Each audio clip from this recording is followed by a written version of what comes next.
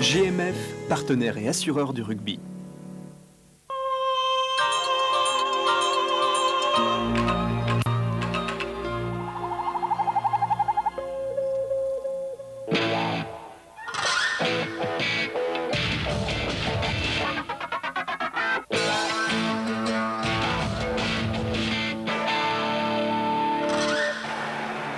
Bonjour à tous, premier rendez-vous de notre été de rugby international sur Canal à Brisbane au Suncorp Stadium. L'Australie reçoit l'Angleterre pour commenter cette tournée des Anglais avec nous.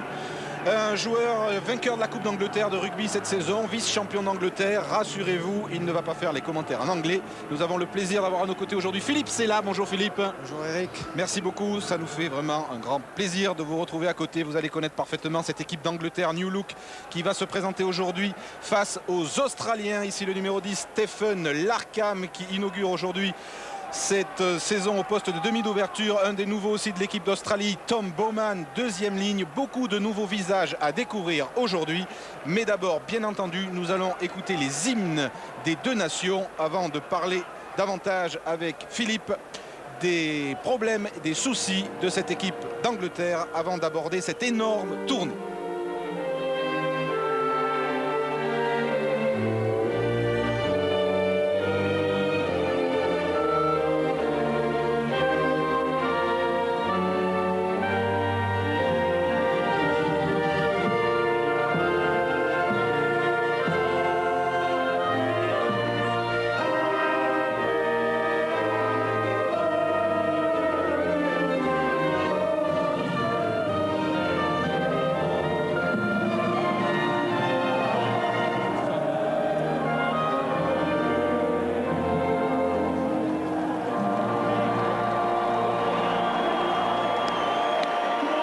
Après le God Save the Queen, maintenant l'hymne australien Advance Australia Fair.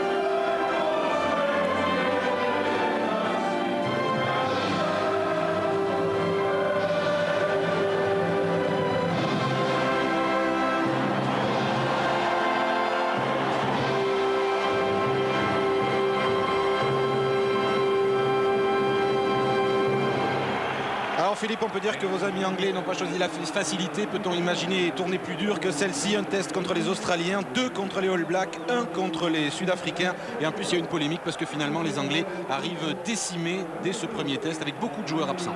Ça va pas être facile, ça va être certainement très excitant pour eux. C'était excitant pour toute l'équipe anglaise il y a quelques mois de ça, mais depuis quelques mois, il y a eu 6 blessés dans le rang de l'équipe anglaise avec Dalaglio, le capitaine, Greenwood dernièrement, le 3/4 centre, Neil Back, Rodberg, Kat, Kieran Bracken. Ça fait beaucoup de blessés, mais ensuite il y a eu aussi, par diplomatie ou pour des raisons familiales, des joueurs qui ne sont pas partis aussi en tournée. Donc Gus Scott, De Glanville, Johnson, ça fait beaucoup. Et dernièrement, dans la dernière semaine, le capitaine Dawson aussi s'est blessé et donc l'équipe d'Angleterre va être drôlement diminuée pour ce premier match d'une très dure tournée. Oui, en quelque sorte, l'équipe d'Angleterre a face aux Australiens, mais des jeunes joueurs qui ont tout approuvé à un petit peu plus d'un an de la prochaine Coupe du Monde.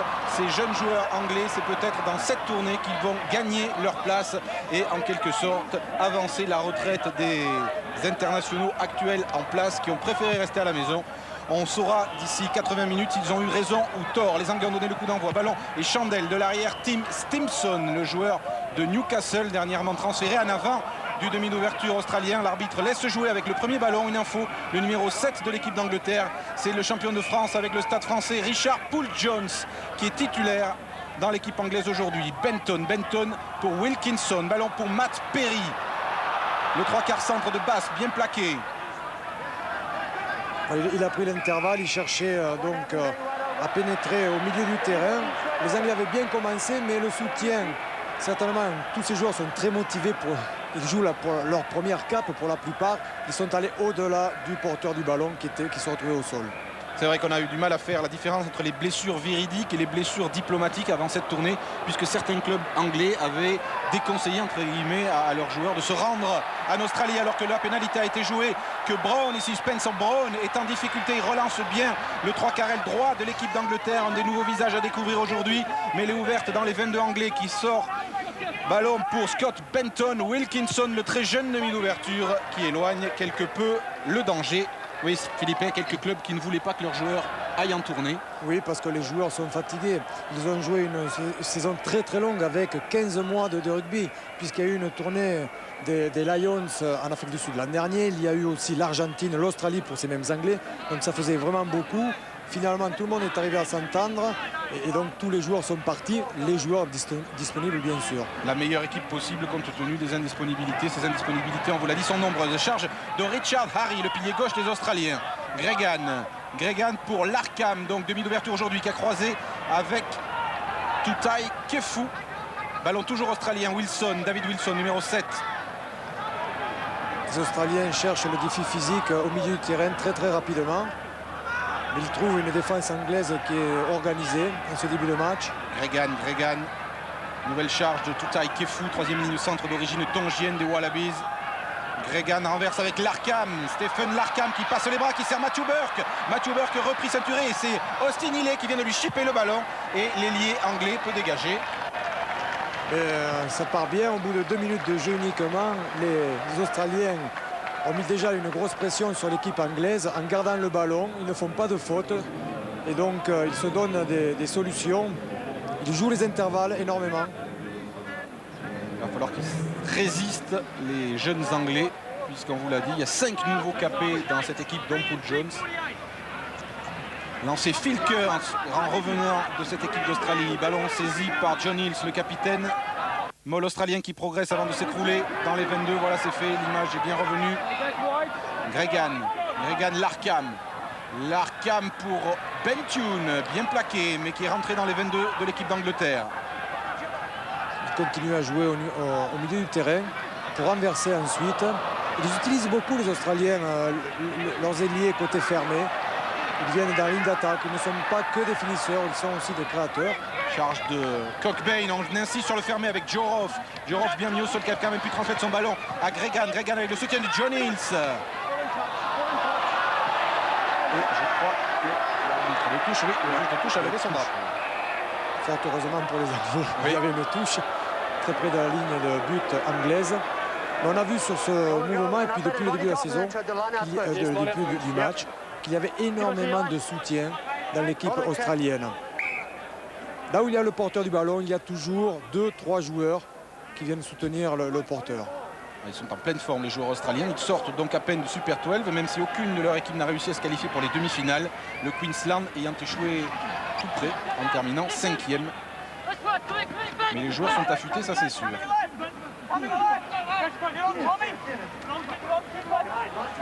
Les Molles progressent petit à petit, ils sont bien organisés autour de Archer qui avait pris le ballon. Scott Benton, c'est le demi-mêlée de Gloucester qui remplace donc au pied levé Dawson. Ballon bien capté, non, il est relâché ensuite par Tune, arraché finalement par Wilson. Ils s'en sortent bien les Australiens. Gregan, Larkham, Oran, Tim Oran ceinturé aussitôt qu'il a reçu le ballon. Et M. Watson, l'arbitre sud-africain de ce match, a sifflé une pénalité en faveur des Australiens. À mon avis, il a sifflé la première faute du joueur anglais qui est venu chercher l'homme et non pas le ballon sur le coup de pied de Benton. Il a laissé jouer puisque les Australiens avaient récupéré le ballon suite à cette faute-là. Mais bon, comme il n'y avait pas avantage, automatiquement, il est revenu sur la première faute. Stephen Larkham trouve une petite touche sur la ligne des 22. Larkham pour ses grands débuts au poste de demi d'ouverture dans l'équipe d'Australie, lui qui est habituellement l'arrière des Brumbies de Leigh City. Il avait joué juste quelques minutes l'an passé à Melbourne contre les Blacks en remplacement de Tim Horan qui était ouvreur à l'époque. Et McQueen ne veut pas se passer de ce joueur et a donc choisi d'en faire un demi d'ouverture pour le début de cette saison internationale. Lancé Phil Kearns, capté par Matt Cockbain, le troisième ligne, qui mesure près de 2 mètres. Le Mole australien qui avance avec la charge de Richard Harry, mis au sol.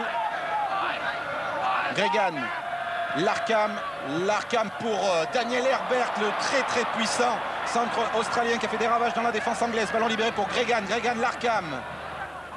Échappe à Wilkinson, mais Deep Rose défend bien. Ballon toujours australien. Gregan, Burke, Matthew Burke, Tune pour Roff, Joe Roff. Poussé en touche, interception du pilier droit de l'équipe d'Angleterre, Vickery. Récupération du ballon par les Anglais et Benton peut dégager. Est-ce qu'il va trouver la touche? Non. Ballon toujours australien avec Tim Horan. Tim Horan plaqué par Ravenscroft. Gregan renverse avec Larkham. Stephen Larkham, grosse séquence de jeu des Australiens. Larkham dans les 22. Il conserve le ballon en permanence, c'est pour ça qu'il devient de plus en plus dangereux. Gregan avec Roff qui s'arrache, qui se rapproche de la ligne. Le soutien est immédiat bien entendu.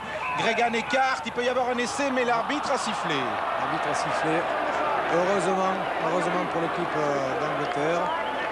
Je pense qu'un joueur australien est venu au-delà du ballon sur ce regroupement. Et donc il y a une pénalité pour l'équipe anglaise. Mais sinon l'équipe australienne depuis le début joue très bien. Physiquement ils sont supérieurs apparemment. Et donc à chaque contact ils arrivent à avoir une continuité dans l'action, à se donner le ballon. L'image, la jeunesse, Philippe, de cette équipe d'Angleterre, résumée par la personnalité du numéro 10 qui vient de botter en touche.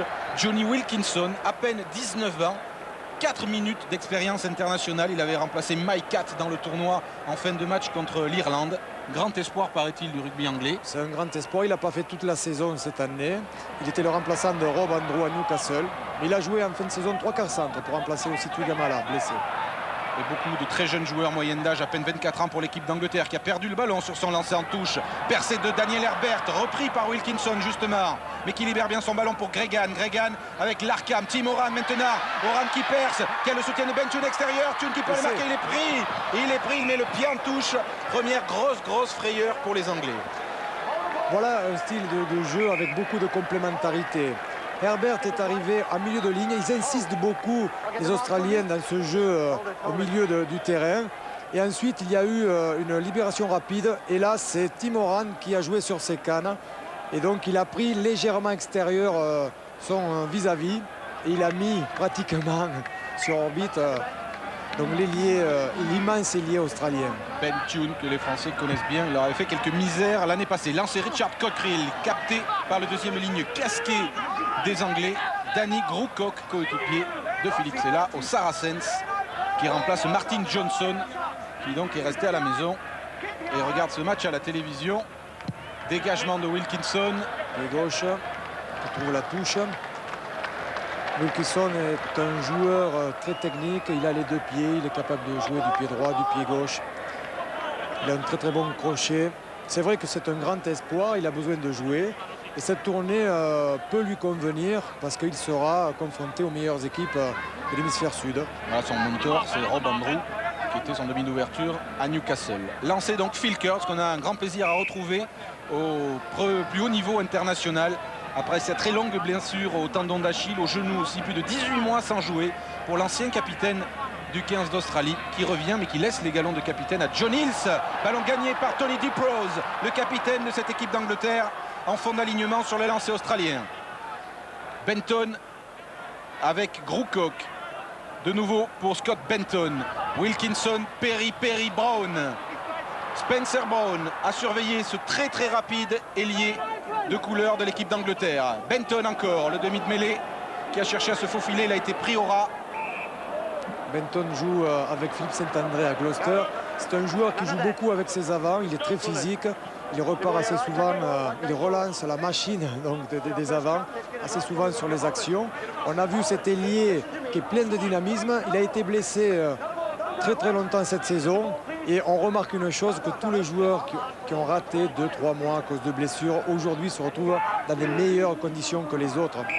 Fraîcheur physique avec les dures cadences de ce rugby professionnel. On parlait de Philippe Saint-André, il a un autre coéquipier dans cette équipe, c'est Phil Vickery, le pilier droit, jugé très très prometteur par Clive Woodward et qui joue donc lui aussi à Gloucester. Petit souci en mêlée. Les mêlées anglaises ne sont jamais trop puissantes ou trop fortes. Ils travaillent de plus en plus, mais ce n'est pas leur souci majeur, ce qui est un petit peu dommage. Et une mêlée se joue avec 8 joueurs, souvent il n'y a que 5 joueurs qui poussent. Ballon dans les pieds de Deep Rose, Penton, coup de pied par-dessus sur l'aile de Brown. À la réception, il y a Matthew Burke, plaqué en l'air, l'arbitre a sifflé. Il est gentil. Il est gentil parce que, encore une fois, les Anglais ont joué plus l'homme que le ballon. Dans ses coups de pied en chandelle dans la boîte, ces coups de pied sont donnés pour récupérer le ballon ou mettre une grosse pression sur l'adversaire. Donc il vaut mieux jouer le ballon pour éviter de redonner le ballon rapidement à l'équipe adverse. Coup franc que joue rapidement George Gregan qui a failli s'échapper. Il est repris par Tony Deep Rose. Ballon toujours australien qui vient de passer la ligne médiane avec la charge de Kearns. Gregan, Larkham à suivre. Grand coup de pied du demi d'ouverture australien qui trouve une touche magnifique à quelques mètres de la ligne de but des Anglais. Stephen Larkham. Avec ACT, il ne joue pas que carrière, non, ce joueur-là? Si, justement, si. Oui, parce que l'entraîneur McQueen des Australiens a demandé à l'entraîneur de l'ACT de le faire jouer demi d'ouverture pour le tester, justement. L'entraîneur de l'ACT n'a pas voulu pour les besoins de son équipe, il l'a maintenu à l'arrière. Et donc c'est une grande première pour Larkham, joueur très timide, discret, mais plein de talent. Sur le jeu, il est moins timide, puisque depuis le début du match, il varie très bien son jeu. C'est pour ça que je demandais, c'est quelqu'un qui paraît bien maîtriser son poste. Bonne prise de balle de Gareth Archer, titulaire indiscutable lui en deuxième ligne de l'équipe d'Angleterre depuis quelques mois. Benton, Wilkinson. Et Wilkinson trouve la touche. On parlait de Larkham, il est jugé tout simplement indispensable par Rod McQueen, quel que soit le poste où il doit le faire évoluer. Il a joué à l'aile, il a joué à l'arrière, il est même demi de mêlée de formation. Mais maintenant, comme on n'a toujours pas remplacé votre ami Michael Laina chez les Australiens. Jamais je n'avais vu un demi-ouverture jouer avec un casque. C'est nouveau là aussi. Il y a beaucoup de joueurs casqués, c'est aussi l'une des évolutions du rugby. Il y a Kefu, Wilson, Larkham côté australien, Rucock et Roundtree côté anglais. Lancé Phil Kearns. Perdu par les Australiens, mais coup de sifflet de M. Watson et pénalité contre les Anglais. Il y a eu des fautes en touche. On a vu que dans l'alignement, les distances n'étaient pas respectées. Beaucoup de joueurs ont joué au jeu de main avec l'adversaire pour éviter qu'il y ait une belle prise de balle.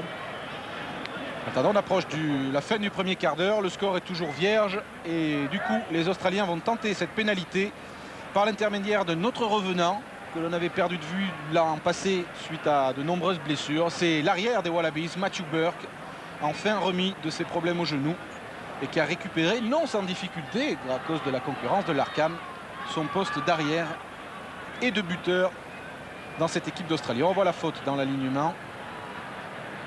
Ceinturé le sauteur australien. Voilà, c'est Archer qui essaie de jouer plutôt un ballon énorme de 120 kg, Oui. qui n'est autre que le deuxième ligne australienne. Et Matthew Burke va essayer de marquer les premiers points de ce match entre l'Australie et l'Angleterre.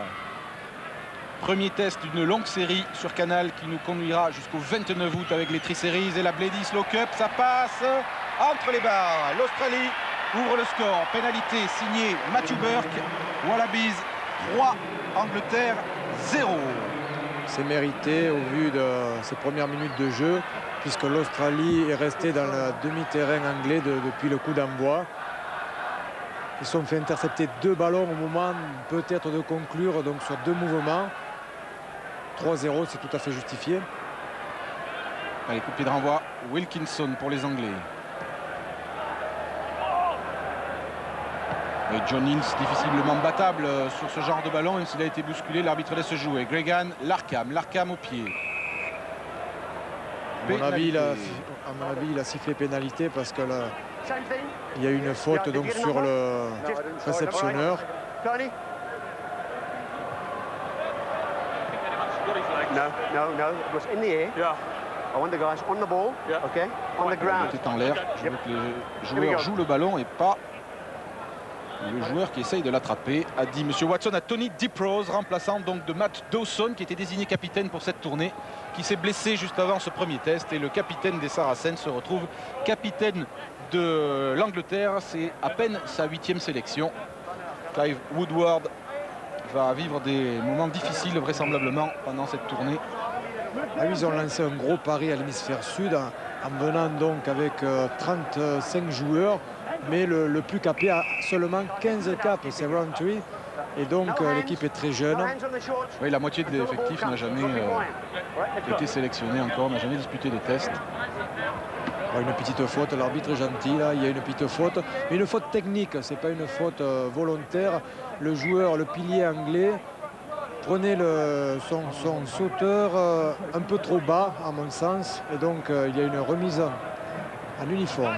Voilà, prise de balle anglaise avec Danny Groocock, Benton, Scott Benton, Wilkinson au pied. Et Monsieur Watson a de nouveau sifflé. Une pénalité en faveur des Anglais. C'est vrai qu'il n'avait pas beaucoup de solutions, Wilkinson, c'est pour ça qu'il avait joué au pied. Mais les raisons, c'est que l'équipe adverse avait anticipé sur la touche et donc il s'était retrouvé hors jeu. Voilà. Voilà. Il y a un regroupement qui est formé après la touche. Le regroupement n'avance pas. Les joueurs australiens ont dû rester à 10 mètres donc des derniers pieds des joueurs de la touche. Eh bien, bien vu. Et la décision de Monsieur Watson va permettre à Wilkinson de faire jouer les Anglais dans le camp australien qu'ils ont quand même assez peu visité depuis le début du match. Il a failli ne pas trouver la touche. Joroff n'a pas pu capter le ballon avant qu'il ne sorte. Il y aura donc quand même touche pour les Anglais dans les 22 Australiens. C'est leur première incursion pratiquement dans cet endroit. Prise de balle Archer, Benton, charge de Sturnham, le 3e ligne des Saracens. Benton chargera de Groocock qui est bien stoppé avec le soutien de Richard Poole-Jones, le numéro 7. Le joueur du Stade français, ça va sortir pour Benton, Wilkinson, Ravenscroft. Écroulé à 5 mètres de la ligne des Australiens, ça ressort pour Benton. Benton donne à Poole-Jones, stoppé net. Mêlée ouverte pour les Anglais sous les poteaux, peut-être l'occasion de réagir et Monsieur Watson accorde mêlée aux Anglais. Et il y a une belle réaction de l'équipe anglaise donc dès leur première incursion sur le sol dans le camp australien. Seulement, il a manqué peut-être un petit peu de vitesse sur les enchaînements et la défense australienne s'est retrouvée toujours organisée autour des pénétrations anglaises. Richard Poole-Jones, titularisé donc à la place de Sanderson malade, peut remercier Max Guazzini et Bernard Laporte qui avaient convié Clive Woodward, l'entraîneur, à assister à un match du Stade français. C'était, je crois, le quart de finale retour Stade français-Bègle. Woodward avait trouvé Poole-Jones très bon puisqu'il a été très bon tout au long de la saison. Et l'ancien joueur de Biarritz qui avait passé quelques mois au Wasps il y a quelques temps mais qui n'avait pas beaucoup joué en Angleterre se retrouve ainsi en équipe d'Angleterre. Benton, peut-être une occasion d'essai pour les Anglais. On combine, Diprose refoulé par la défense australienne. Les Australiens ont dû bien observer les tactiques anglaises puisque sous la pression de la défense australienne, Tony Diprose, qui est un joueur très technique, pas très puissant, on s'est retrouvé en reculade sur 10 mètres, ce qui est assez énorme.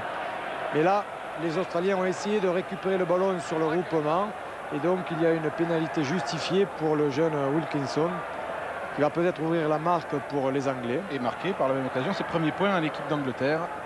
C'est un tout nouveau lui aussi. C'est assez amusant. Le jour où il a été sélectionné pour la première fois par Woodward, il l'a vu à la télévision sur la liste des sélectionnés anglais, un J. Wilkinson. Et il s'est dit, bah tiens, c'est curieux, je savais pas que j'avais un homonyme qui jouait au rugby en Angleterre. Ben non, c'était pas un homonyme, c'était bel et bien lui, mais il pouvait être surpris puisqu'il avait 18 ans et quelques. Et ce fut, lorsqu'il est rentré pendant 4 minutes contre l'Irlande, le plus jeune international anglais depuis 70 ans, à 18 ans et quelques mois. Johnny Wilkinson, non à retenir, qui a l'occasion d'égaliser puisque l'Australie mène pour l'instant 3-0 sur une pénalité réussie par Matthew Burke. Se concentre bien, regarde les poteaux. Elle est importante. Et le ballon s'élève. Et passe à côté. Il passe juste à côté des poteaux. pour la première pénalité, donc c'est toujours très difficile. Ça risque d'être difficile pour lui. On l'a vu pour la dernière finale aussi du championnat de France. Bon, quand on rate la première pénalité, quelquefois pour un buteur, eh bien, les moments suivants peuvent être très très difficiles. Mais surtout lorsqu'elle est en relative bonne position, comme c'était le cas de celle-ci. 3-0 toujours pour les Australiens. Attention à la relance de Spence Brown. Brown pour Matt Perry, bien pris par la défense australienne, en particulier Larkham et Kefu. Ça ressort, non, pénalité pour les Australiens. L'arbitre fait signe que les joueurs sont allés au-delà du porteur du ballon, au-delà du joueur plaqué. Ils peuvent le faire s'ils restent uniquement debout, alors que là, bon, ils sont retrouvés un petit peu comme à la plage. Ils sont allés plonger au-delà. Ils vont la tenter, la pénalité, les Australiens, on l'a vu. Et techniquement, peut-être que le 3 carré, le Brown, aurait dû donner le ballon plus tôt. Il a beaucoup couru avec le ballon alors qu'il était réceptionneur. À mon avis, il aurait pu donner le ballon plus tôt, se replacer pour donner plus de solutions donc à Perry. Surtout qu'il y avait des soutiens à l'extérieur. Mais bon, en Angleterre, la relance n'est pas quelque chose qui est beaucoup travaillé, malheureusement, contrairement à la France. Et donc, il rate quelquefois des occasions de se donner plus de solutions pour avancer et peut-être marquer. Ça profite aux Australiens puisque Matthew Burke va pouvoir tenter sa deuxième pénalité. Matthew Burke a été buteur très très précis pendant tout le Super 12, un très bon pourcentage de réussite. Ici, Phil Vickery, nouveau pilier droit des Anglais.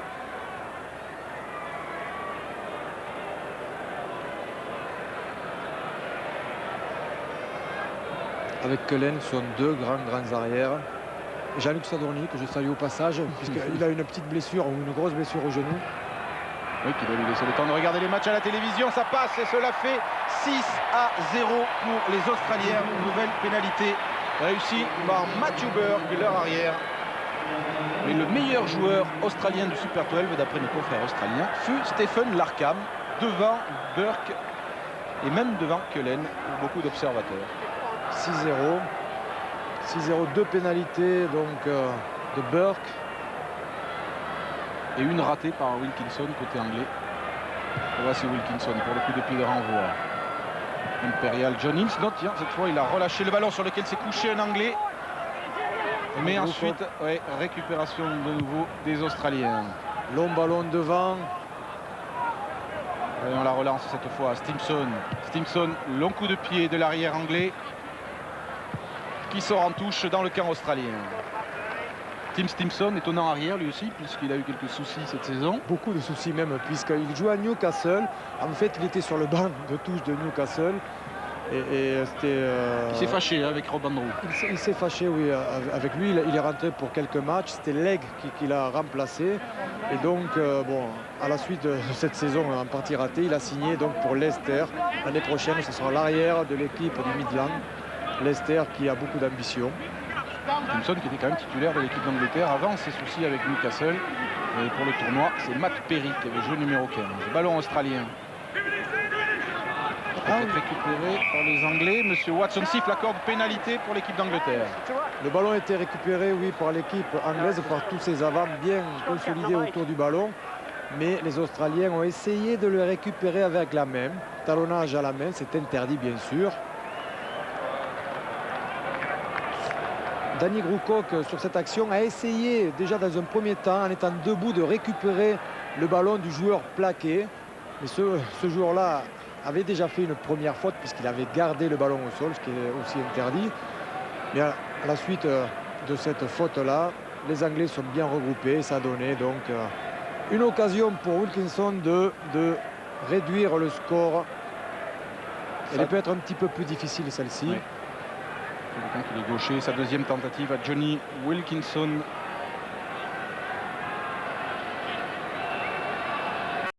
Il faut qu'il arrive à bien positiver. Il reste relax.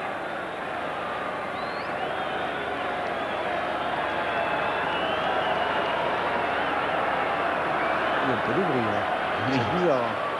Elle est importante cette pénalité pour le moral de cette jeune équipe d'Angleterre menée 6-0 par l'Australie. Ça passe de peu à côté encore une fois. Deuxième occasion de revenir au score ratée par le jeune ouvreur anglais. Aïe, aïe, aïe, aïe. Ça c'est difficile puisque de 6-0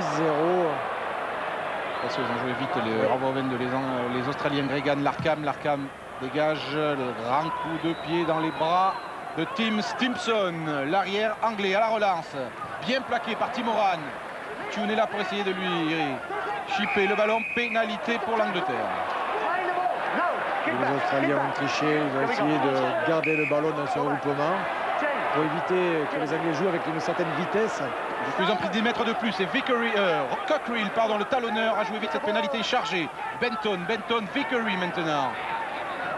Ça ressort pour Benton, Wilkinson, Yeah. Perry Stimpson qui volaille pour Brown. Débordement de Spencer Brown qui est accroché par Horan et propulsé en touche par Stephen Larkham. Les Anglais qui commencent à se réveiller à la 25e minute par une très belle action, des avants dans un premier temps, dans l'axe, très près, des libérations assez rapides, ce qui a permis à Benton d'élargir le jeu ensuite.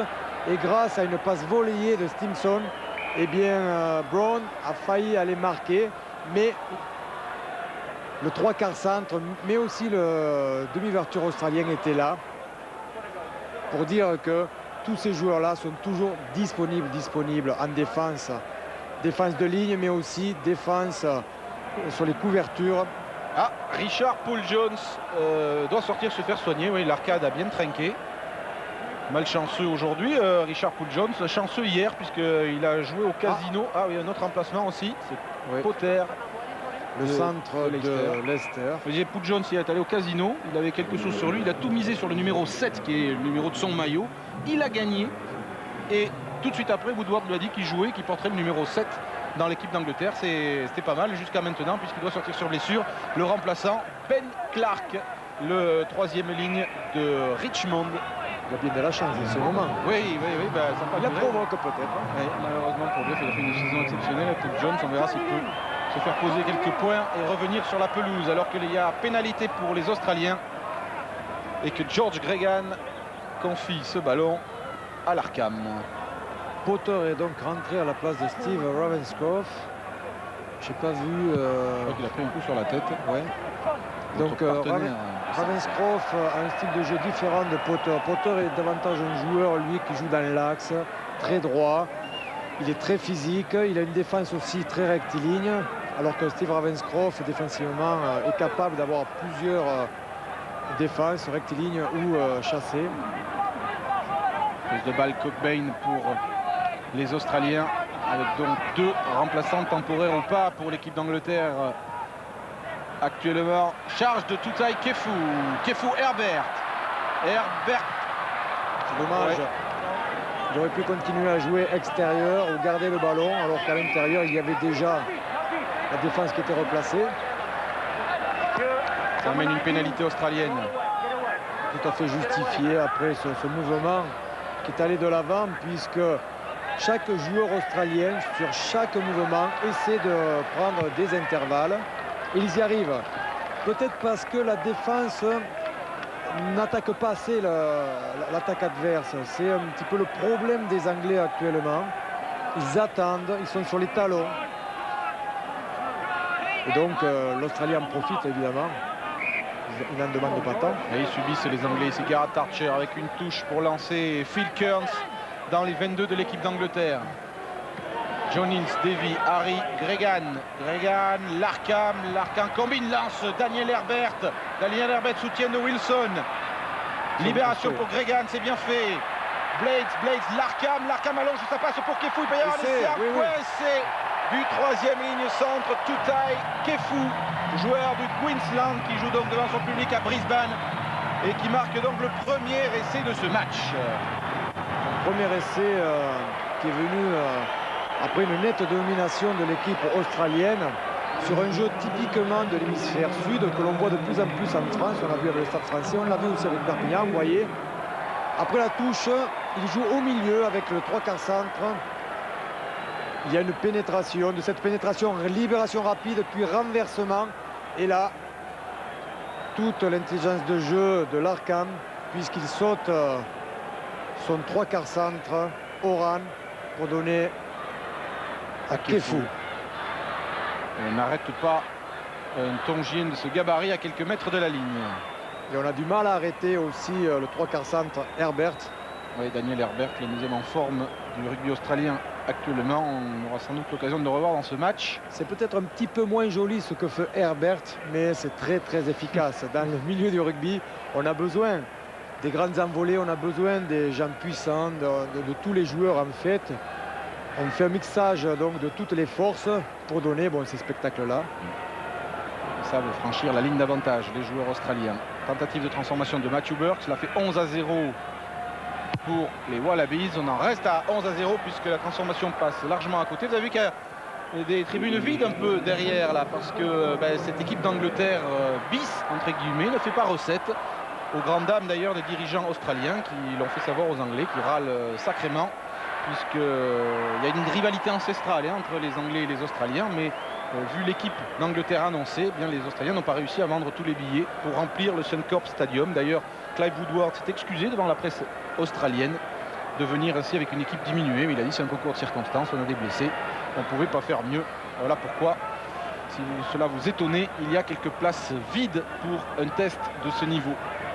Cockbain pour l'Australien, Gregan, Larkham, il y a un passage à vide d'Oran, Daniel Herbert croise avec Tune, Ben Tune, à suivre pour lui-même, il va peut-être récupérer le ballon, il récupère Ben Tune qui donne à Larkham, et ça va être le deuxième essai australien, inscrit entre les barres par le demi d'ouverture des Wallabies.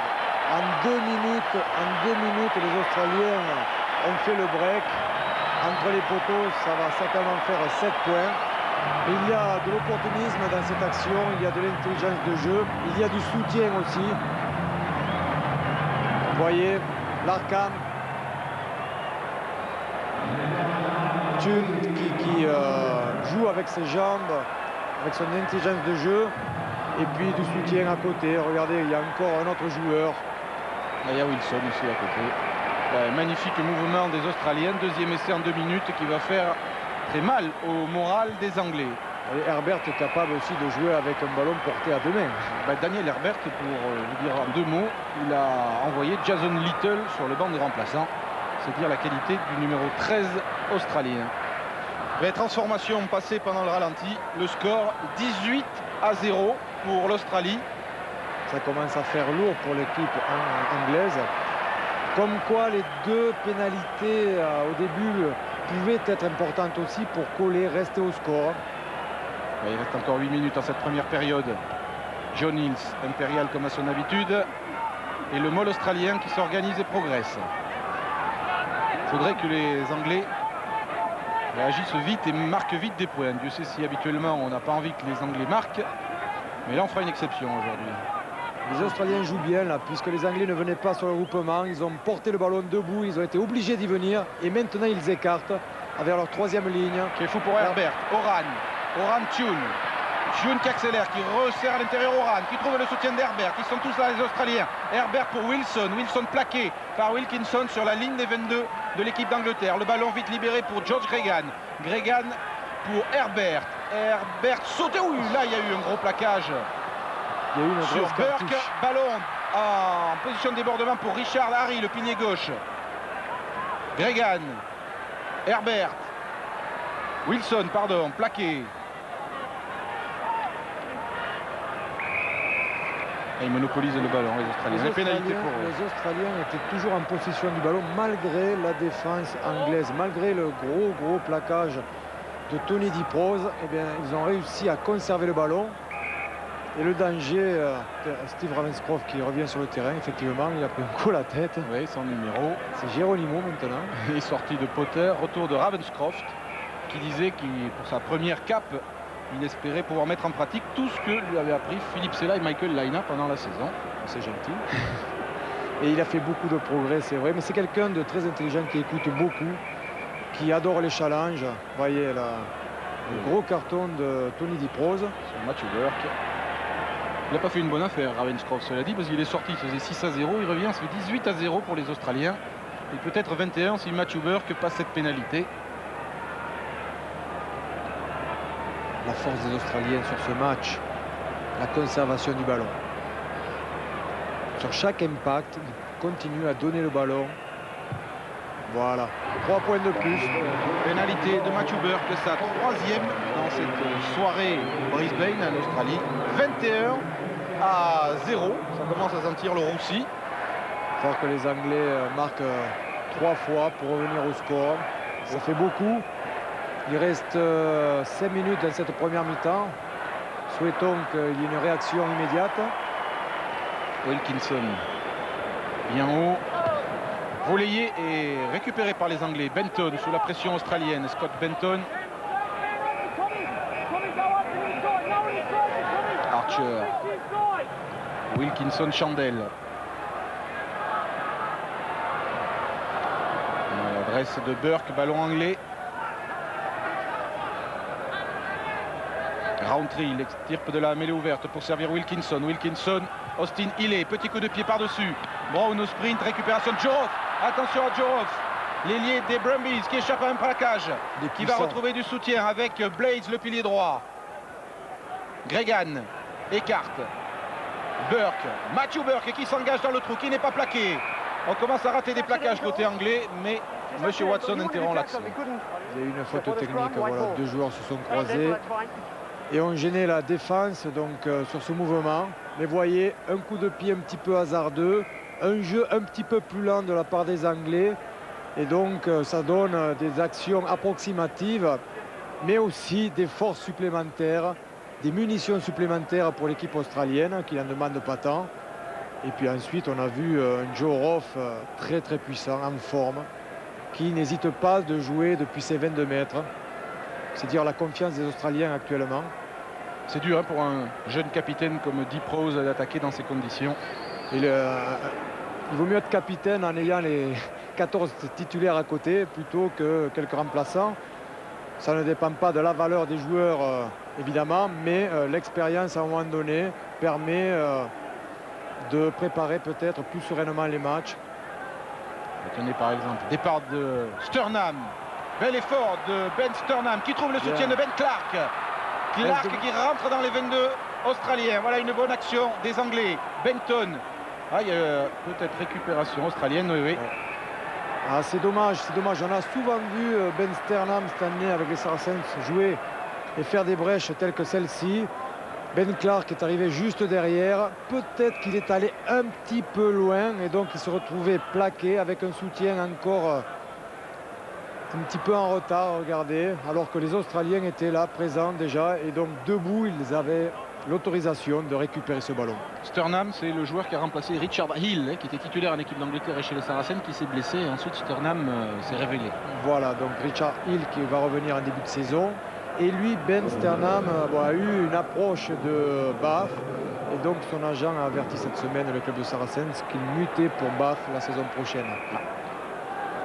Pas de chance pour Francine Club. Introduction de George Gregan sur la ligne des 22 Australiens alors que l'Australie mène 21-0. Il reste 2 minutes dans cette fête de première période. Philippe, on parle de Saracens. Pour vous, ça y est, c'est fini, raccroché définitivement. Fini, la retraite. Une belle carrière. Beaucoup de grands souvenirs pendant 17 ans. Regan, Larkham, dégagement de l'ouvreur australien qui cherche pas forcément la touche. En tout cas, il la trouve pas. Ballon pour Tim Stimpson qui joue au pied. Il se débarrasse un petit peu du ballon, il faut dire aussi, parce que le ballon qu'il avait récupéré était un bon ballon de relance. Il fallait qu'il s'organise avec ses partenaires. Le Canadien de Deep Rose, l'arbitre n'a rien dit. Le public a vu. Oui. Benton pour les Anglais. Nouvelle charnière, Benton-Wilkinson. Ils n'ont jamais joué ensemble. Ravenscourt. Mauvais espace pour Perry, interception australienne. Le jeu est un petit peu désorganisé à ce moment-là de la partie. Les joueurs anglais se retrouvent seulement sur une moitié de terrain. Larkham renverse. Larkham avec Bentune qui sprint dans le couloir. On retrouve du soutien à l'intérieur. Larkham Gregan écroulé à 4 mètres de la ligne. Ballon toujours australien. Et Tim Horan. Essai de Tim Horan. Et voilà un petit peu ce que je disais juste un instant, c'est que les Anglais jouent un rugby un petit peu approximatif sur la fin de cette première mi-temps. Il y a beaucoup d'hésitations, et bien les ballons tombe, les ballons reviennent dans les bras de l'adversaire. Par contre, eux jouent avec beaucoup de confiance. On l'a vu avec Larkham, avec Thune. Et le soutien permanent, jusqu'à l'essai de Tim Horan. Horan, à lui tout seul, il a plus de sélection que toutes les lignes arrières anglaises alignées aujourd'hui. Et dans des tests de ce niveau, bien sûr, l'expérience compte. Et en nombre de sélections, il y a 322 tests pour les Australiens, 76 pour les Anglais. C'est pas qu'on veuille s'obstiner à donner des excuses aux Anglais, mais c'est une donnée évidemment essentielle dans ce match, alors qu'on salue aussi le grand retour de Tim Horan, qui a été bien baladé l'an dernier, de numéro 10 à numéro 15, à l'aile aussi, et qui retrouve enfin sa place de prédilection, qui est celle de premier centre, aux côtés de son partenaire habituel du Queensland, Daniel Herbert. Tim Horan fait partie de ces grands joueurs qui ont un gros mental, puisqu'après de multiples blessures, il est revenu au plus haut niveau. Et on parlait de la jeunesse des Anglais.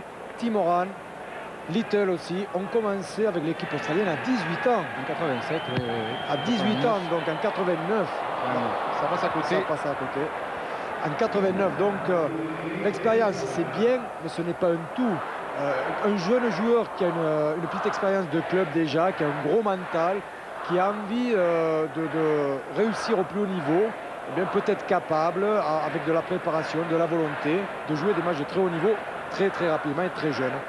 Mais ce que Bob Dwyer avait fait avec Phil Kearns, le prenant dans l'équipe B de Randwick pour le mettre en équipe d'Australie, comme Woodward est allé chercher Wilkinson qui n'avait pratiquement pas joué en première division pour le mettre en équipe d'Angleterre. Alors après il faut mûrir évidemment, mais les Australiens avec Little, Horan et Kearns en 89 avaient fait des misères aux Français en tournée ici. Il avait bien démarré, ce qui n'est pas forcément le cas des Anglais aujourd'hui, menés 26-0, alors que la déferlante australienne continue. On a entendu la sirène signalant la fin de la première période. L'arbitre n'a plus qu'à siffler maintenant dès qu'il y aura un arrêt de jeu. Scott Benton, la charge de Sturnham, bien plaquée par John Hills. Benton. Les ballons ont du mal à ressortir de Wilkinson contré. Contre mené par Richard Harris, sprint du pilier. Austin, il est là pour sauver, heureusement qu'il va vite. L'ailier anglais dégage, mais ne trouve pas la touche. Kearns, Roth, Joe Roth, il y a grand coup à jouer sur l'extérieur. Cockbain, une immense passe. Horan, Wilson, Thune, il va y avoir un essai de Thune. 4e essai australien inscrit dans les arrêts de jeu de cette première période qui sonne le glas des espoirs anglais. Oui, tout à fait. Et après une grosse faute, bon, il y a eu 2 fautes successives de l'équipe anglaise. Il y a eu un premier contre, mais ensuite Austin Healey a réussi à récupérer cette première faute, mais malheureusement il devait dégager uniquement en touche. Il a raté son coup de pied. Il a donné une arme supplémentaire aux Australiens qui ne sont pas privés de la bonifier.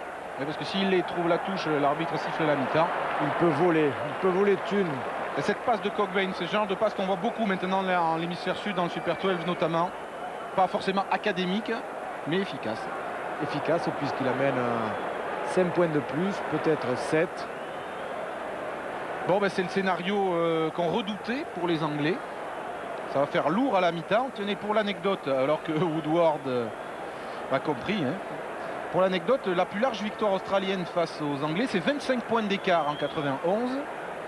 Eh bien, on en est déjà à 31, là, en attendant la transformation de Matthew Burke. C'est donc peut-être un match historique auquel vous assistez. Les Australiens font le spectacle, les Anglais le subissent. Burke ajuste la transformation. Le score 33-0, c'est la mi-temps. On verra si la catastrophe se poursuit en seconde période. Pour l'instant, on vous propose de regarder une bande-annonce sur les prochains rendez-vous de rugby sur Canal. Et on se retrouve dans quelques secondes pour la deuxième mi-temps ici à Brisbane.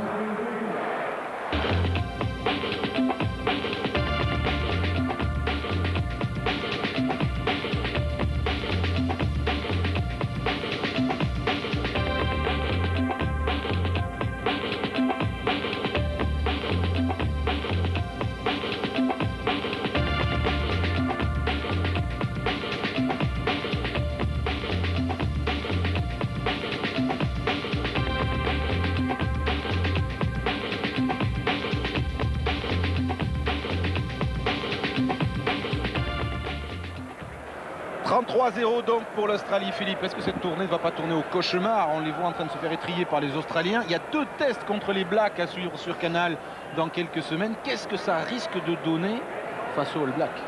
C'est très dur pour eux puisque le premier test est toujours très important.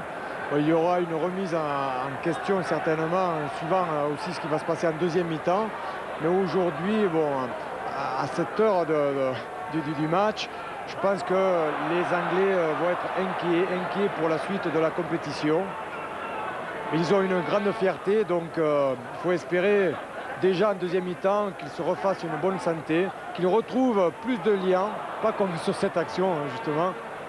Ça avait l'air de bien démarrer puisque Scott Benton, le demi-mêlée, avait pris le trou sur le coup d'envoi australien. Ballon toujours anglais, Benton, Perry dans la tenaille australienne, mais parvient à libérer le ballon pour son demi de mêlée. Benton sur le fermé qui reprend le trou. Scott Benton, il est parti, le demi de mêlée anglais.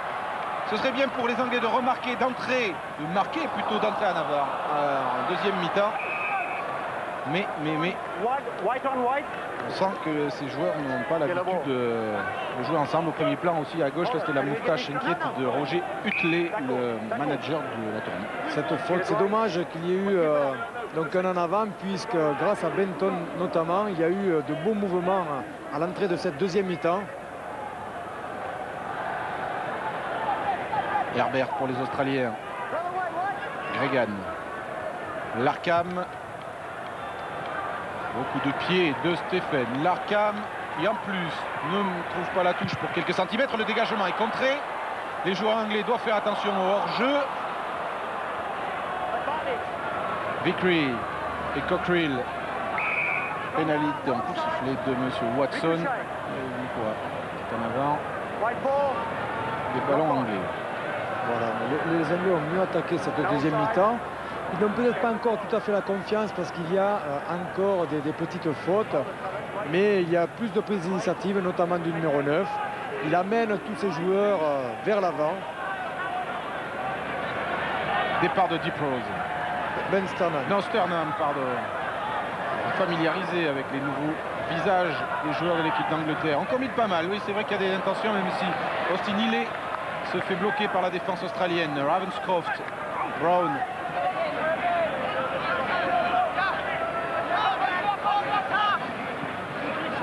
Il est ouverte, le ballon anglais qui doit sortir pour Benton. C'est fait. Wilkinson, Ravenscroft. Ravenscroft charge de Sternam. De nouveau, bien mis au sol. Cockerill. Benton. Perry qui a pris le trou en échappant un plaquage. Retourné par Gregan. Charge de Gareth Archer. Et pénalité pour les Australiens. C'est dommage, il y a eu un soutien un petit peu trop généreux sur cette action. Et donc les joueurs anglais, notamment Phil Vickery, est allé au-delà du ballon. Mais c'est dommage parce que les lancements de jeu sont beaucoup plus performants dans ce début de deuxième mi-temps. Ils se font beaucoup plus de passes, les trois quarts, les avants. Tout le monde intervient dans ces actions avec un peu plus d'agressivité. Ah, voilà le retour de Richard Poole-Jones, donc qui a mis bien du temps à se faire recoudre sa blessure à l'arcade de la première mi-temps.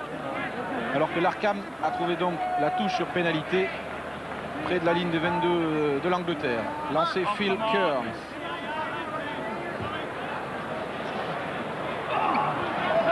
De balle pas très nette, mais finalement ballon conservé par les Australiens. Alors qu'il y a Cockbain qui a été touché. Regarde l'Arkham, ça javide encore une fois, Kefu. C'est vrai que tous ces passages à vide sont autorisés dans les pays anglo-saxons, alors qu'en France, les arbitres interdisent ce genre d'action. L'adresse entre Bowman et Roth. Oran. Les petites en avant.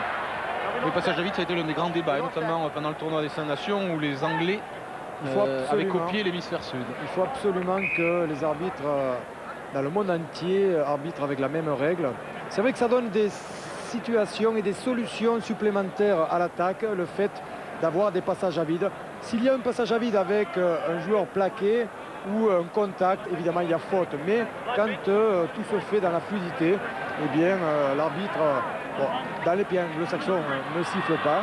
Et ça donne un jeu encore plus aéré plus intéressant, des solutions supplémentaires, comme on a pu le voir. Un rugby différent Aussi.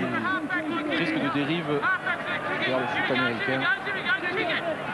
Scott Benton. Match Huber, très à l'aise sur les balles aériennes. Très très fort. Ben Sternam était là, mais un petit peu en retard. Si, Matt Cockbain, qui a profité l'an passé de la blessure de Garrick Morgan pour se révéler avec l'équipe du Queensland, peut jouer deuxième ligne ou troisième ligne. Il avait été retenu contre les Français l'an dernier pour sa première sélection en deuxième ligne. Là, c'était en troisième ligne. Vous l'avez vu qu'il s'est blessé. Le numéro 20 est rentré. Owen Finnegan, joueur de Leigh City. Leigh City qui a raté sa saison dans le Super 12. Et du coup, il y avait 7 ou 8 joueurs de Leigh City l'an passé dans l'équipe d'Australie. Il n'y en a plus que 3 cette année. Gregan, Roth et Larkham. Alors que le Queensland est en large majorité. Automatiquement. Kefu. Kefu, on l'avait vu avec le Queensland contre l'équipe de France en tournée l'an dernier en Australie. Larkham revient sur ses pas, cherche une solution, on ne la trouve pas, alors s'appuie sur Tom Bowman, le deuxième ligne.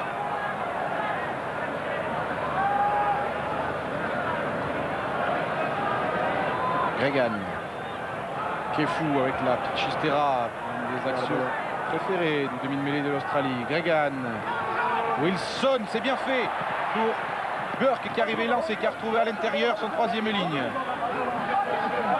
Gregan, Larkham, Adnava de Daniel Herbert. Mais il y avait une faute précédemment. Les Australiens font un petit peu plus de fautes en ce début de deuxième mi-temps. Peut-être que la pression des Anglais est plus récente.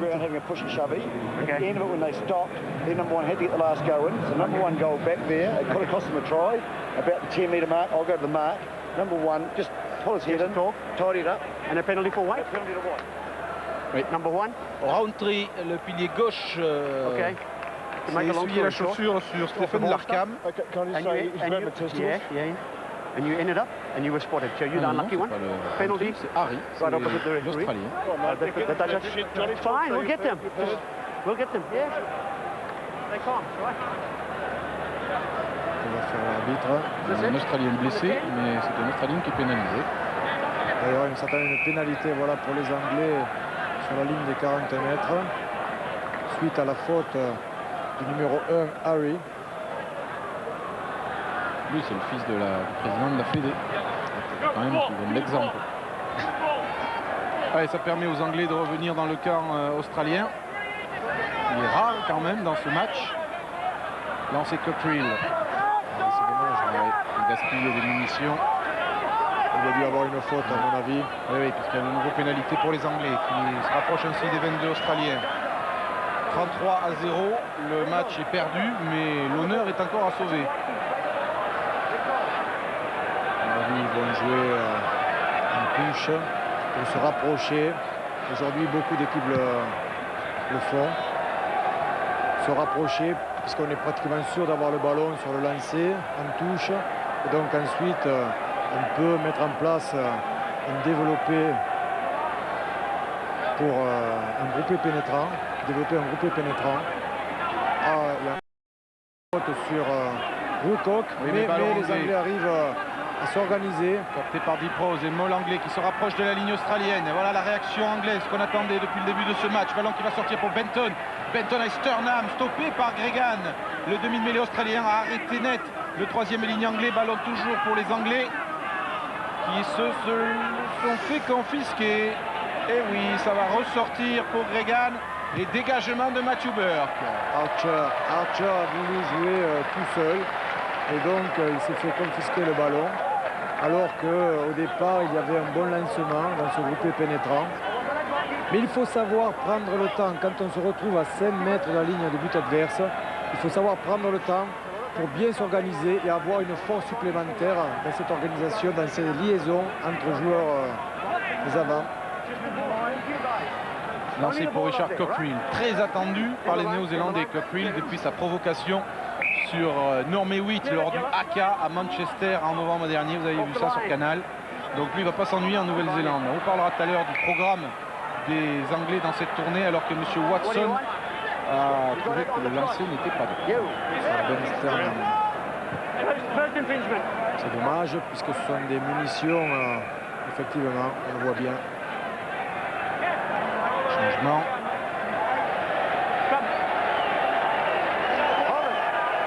Là, vieille connaissance, Philippe. Oui, Willie Ofahengawe à la place de Tutai Kefu. Troisième ligne centre. Au poste de troisième ligne centre australien, la torpille du Tonga. Champion du monde en 91. c'est un drôle de client, ce Willy. Oui, lui aussi pas épargné par les blessures, mais qui doit faire sacrément mal à l'impact. C'est un joueur dont les clubs ont besoin puisque c'est un joueur puissant.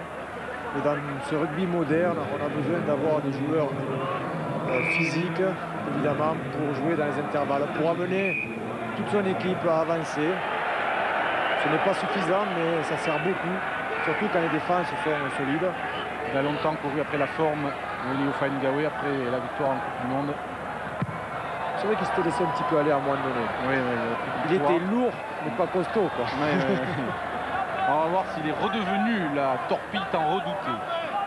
Bon, en attendant, les Anglais avaient une occasion de marquer, ils ne l'ont pas saisi. Voici Willie O, on l'appelle en Australie, pour avoir évité de dire Ofahengawe à chaque fois. Les commentateurs australiens ont choisi la simplicité. Prise de balle de Grocott. Benton. Allez, ils ont du dynamisme, les Anglais. Ils essayent des choses. Perry, oui, mais ils essayent, mais ils ratent. Perry rattrape quand même et dégage ce ballon en touche. C'est dommage parce que l'intention de jeu était très très bonne. Il y avait des joueurs lancés dans ces fameux passages à vide. Il y avait des passes courtes, des passes longues.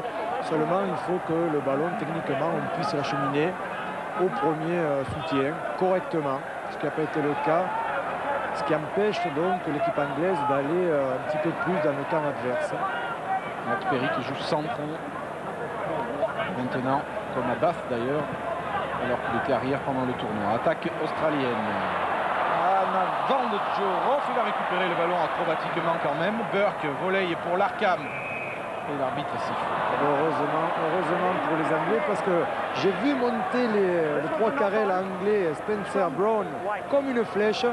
Mais il a défendu individuellement et ça peut être très dangereux pour son équipe. Heureusement, il y a eu une faute australienne un petit en avant. Comme quoi l'organisation défensive sur les grands espaces à l'extérieur est toujours très très importante. Ça chauffe en première ligne. Il va arrêter cette action, M. Watson. Les Australiennes ne veulent pas rentrer en mêlée. La première ligne anglaise défie un petit peu. Précipitation dans l'air de la part de Archer. Il a joué la pénalité à 2 mètres de l'arbitre, ce qui est dommage.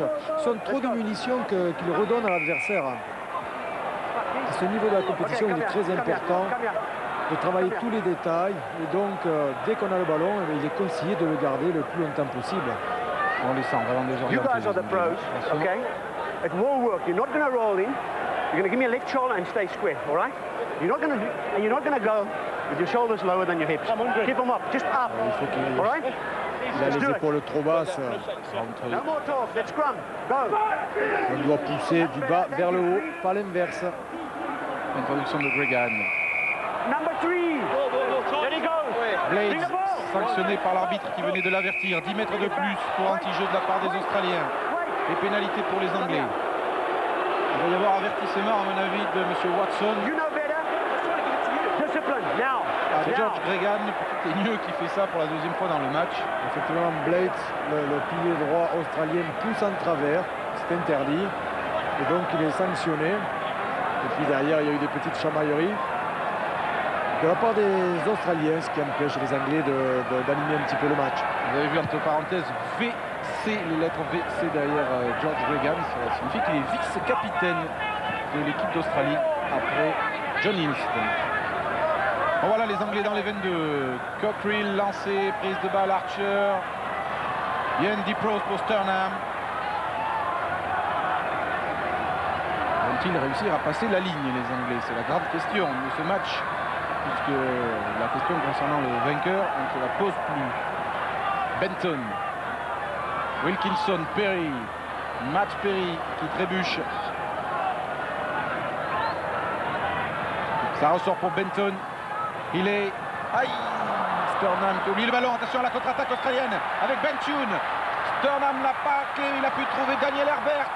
C'est une occasion d'essai énorme pour les Australiens avec le sprint de Tim Horan à la lutte avec Hilley. Va-t-il y aller? Tim Horan, il trouve du monde à l'intérieur.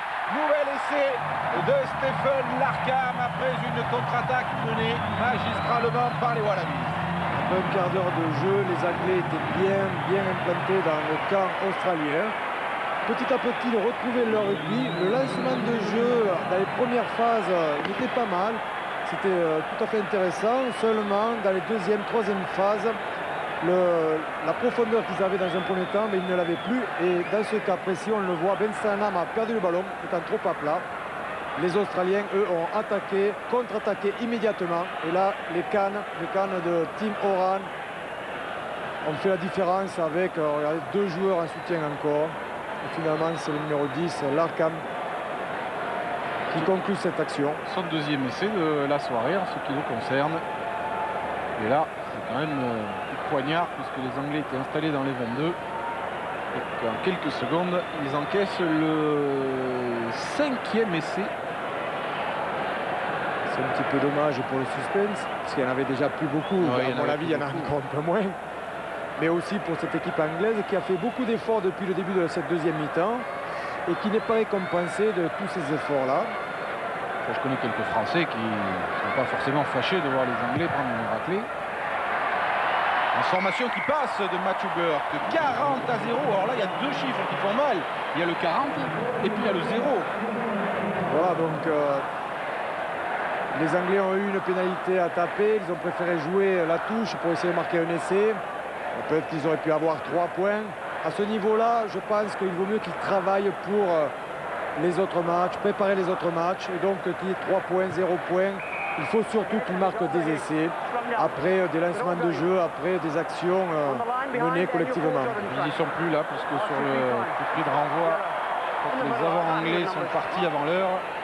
Donc mêlée australienne au centre du terrain. C'est quand même l'équipe anglaise. Même s'il y a beaucoup de jeunes ou s'il y a très peu de sélection sur le terrain, c'est l'équipe anglaise. Donc 40 points en Australie, ça fait mal. Oui. Larkham qui prend le trou encore. Bien la tête haute pour servir Tune. Relais au Willio Fangawe. Comme à ses plus belles heures, mais maladresse dans la transmission avec Wilson. On voit la différence entre 2 équipes qui... maintenant, après pratiquement 1 heure de jeu, eh bien, est très défaillante parce qu'elle craint, elle n'a plus de repères tout à fait, alors que l'équipe australienne, elle, est en pleine confiance. Il y a eu du coaching de fait, les joueurs au 109 mettent la pression. Ravenscroft. C'est normal. Ravenscroft, c'est Paul Jones. Paul Jones est re-rentré, oui, il a un maillot aussi sans numéro. Oui, voilà, il a un bandeau aussi, donc c'était lui là. Hein. Voilà, Richard Paul Jones. Il est comme Ravenscroft, il a un bandeau et un maillot sans numéro.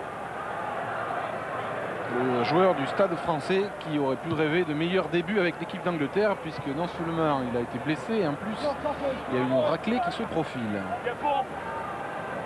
Il va falloir qu'ils continuent à réagir comme ils ont réagi en début de deuxième mi-temps, sans prendre les contres évidemment. Il y avait du mieux, il faut qu'ils gardent cette confiance puisqu'ils s'améliorent. Seulement, il faut marquer à un moment donné pour avoir une confiance supplémentaire, pour tenter un petit peu plus. Pas joué. On va signaler l'avantage en tout cas M. Watson. Benton. Wilkinson, Ravenscroft avec l'arrière Tim Stimson qui n'a pas franchi la ligne d'avantage et qui a perdu le ballon. Récupération australienne. Gregan. Horan qui perce. Les cannes de Tim Horan qui croisent remarquablement avec Matthew Burke qui s'en va marquer entre les poteaux. Le 6e essai des Australiens qui, croyez-moi, ne vont pas se priver de donner une leçon à ceux qu'ils surnomment les Pomps en Australie, parce qu'ils n'apprécient pas du tout les Anglais. S'ils peuvent les enfoncer, ils vont les enfoncer. Et donc 6e essai inscrit par Matthew Burke. J'étais avec des Australiens au dernier match de la Sanyo Cup et Ils m'ont dit après toutes ces blessures qui étaient un petit peu diplomatiques ou pas, eh bien nous sommes relativement déçus et on va essayer de leur mettre 40 ou 50 points. Je dis oui, vous pouvez toujours essayer, mais Ils vont y arriver. au bout d'une heure de jeu, ils y sont déjà arrivés, donc peut-être que ça va être pire. Alors nous les Français, qu'est-ce qu'on se dit là, Philippe? On se dit que les Français s'en vont pour jouer en Argentine et au Fidji. Les Anglais avec une équipe bis vont jouer les Australiens, les Blacks et les Sud-Africains. Finalement c'est un peu injuste parce que je crois que l'équipe de France aurait été davantage à la hauteur et aurait mieux profité encore d'une tournée chez les nations majeures de l'hémisphère sud. Peut-être qu'il aurait fallu inverser puisque l'équipe de France va pratiquement être complet. Donc pour leur tournée dans l'hémisphère sud et au Fidji. Alors que les Anglais, eux, c'est vrai, avec toutes ces blessures, ont un petit peu plus de problèmes et on le voit, ils en ont beaucoup plus maintenant. C'est un petit peu dommage pour l'équipe de France. Oh, ils imitent ceux du Natal, même donc ils le font aussi à Brisbane. Ben, en fait, là ils ont du travail parce qu'on explique que ce sont des gars qui font des pompes et le nombre de pompes en fonction du score du match. Donc quand c'est 12-0 ça va, mais là 47-0 vont finir fatigués. Alors que Willie O'Faingawe est intenable, même là, passe interceptée par Vickery. Ils n'ont pas droit au coaching, ceux-là. Oui, en plus, les pauvres. Et il reste 19 minutes dans cette seconde période, c'est-à-dire que le calvaire anglais est loin d'être terminé, puisque le physique australien peut accroître encore la différence en fin de match. Et de toute façon, on prend du plaisir à regarder ce genre de match à sens unique, mais c'est un match historique, parce que je peux vous annoncer que jamais les Anglais n'auront encaissé pareil déculotté en test match. Regardez Willie O'Faingawe qui s'arrache. Il a retrouvé la forme des grands jours de la Coupe du Monde 91. Alors on fait tourner l'effectif. Sortie de Richard Harry. Et on n'a pas vu qui rentre. Peut-être Dan Crowley. On a vu des Anglais pendant une demi-heure. Crowley, pardon, est rentré pilier gauche, le joueur de Queensland. Bien présent sur le match et puis bon, petit à petit tout se défait. Oui. Les défis. Regardez la défense, c'est une faute à Sarov, quand même repris dans un deuxième temps. Il y a une petite faute de Wilfried. Gregan. Larkham avec Herbert. Larkham encore là pour reprendre le ballon qu'il laisse échapper. Interception anglaise. Vickery. Benton. Sternham. Charge du troisième ligne anglais. Vite stoppé.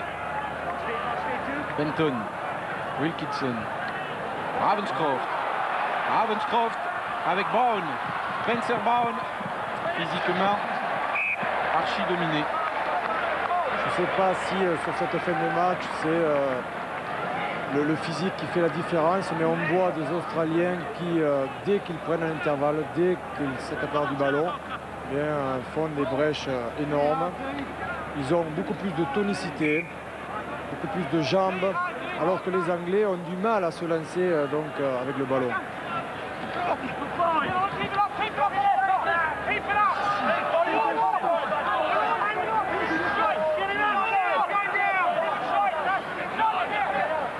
Regan. Larkham croise avec Roff. Encore une fois, c'est le lié côté fameux qui est venu. On lui passe pour Finnegan. Gregan pour Finnegan, son partenaire des Brumbies.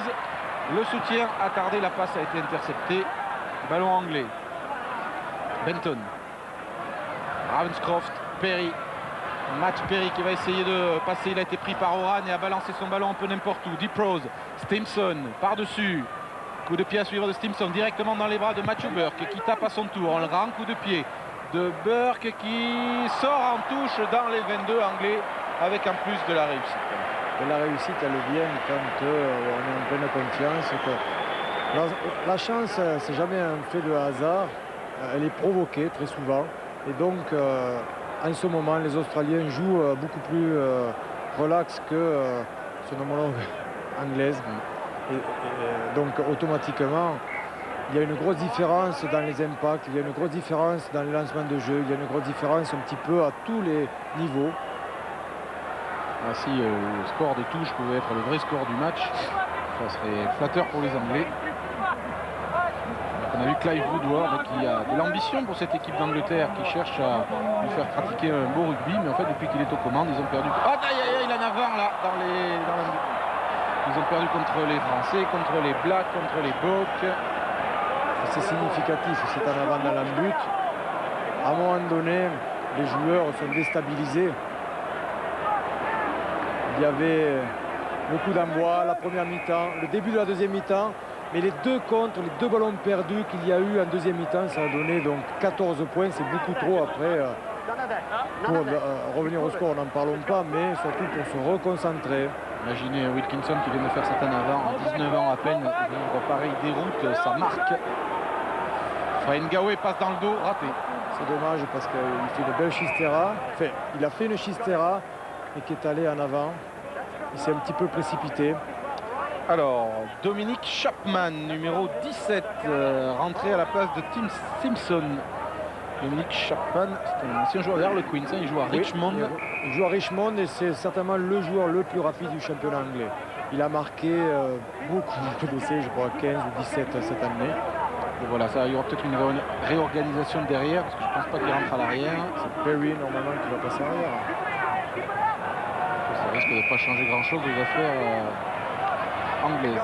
Certainement donner un petit peu de sang neuf et puis à ce moment du match, l'équipe anglaise doit se retrouver pour essayer de préparer les prochains matchs uniquement.